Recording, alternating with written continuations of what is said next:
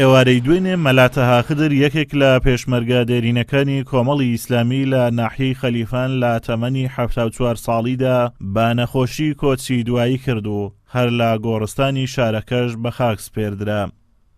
وەکو مەڵبەندی هەشتانی کۆمەڵی ئیسلامی پرسەری خۆش خۆمان ئاراستەی بنەماڵەی دەکەین، خۆی گەورە پاداشی بە خێری بداتەوە، جێگەی بەهەش بیت. بەڕاستی نیگەرانین بە لەدەستدانی برایەکمان کە برایەکە سەردەم تەمەنی خۆی لە خزمەتی ڕابوونی ئیسلامی بردەسەر.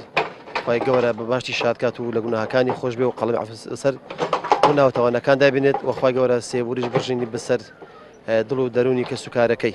هاوڕێبازانی مەلا تەها خدر باس لە ڕۆڵ و کاریگەری ئەو پیاوە لە کاروانی ڕابوونی ئیسلامی و بەتایبەت لە ناوچەکە دەکەن. دەشڵێن مەلا تەها سەرەڕای تەمەنەکەی، بەڵام هەمیشە وەک پێشمەرگە و خەمخۆرێکی ڕابوونی ئیسلامی دەرکەوتووە و مانای سرەوتنی نەزانیوە.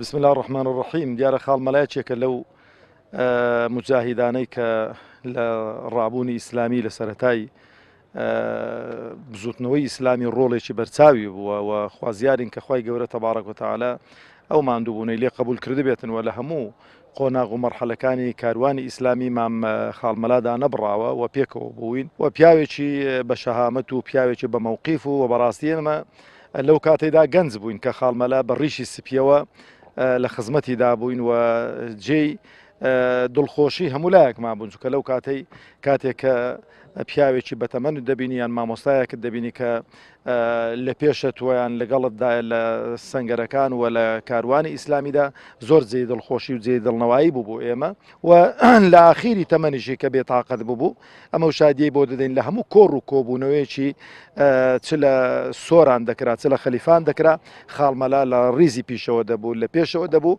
و ڕۆژێک لە ڕۆژان نەمبینی کە خاڵمەلا خۆی بشێری تۆ لە کاری ئیسلامی بەداخ و پەژارێکی زۆرەوە و مامی بەڕێژ خۆشەویستمان مامەلا خی گەورە لە گوناه و تاوانەکانی خۆشببی.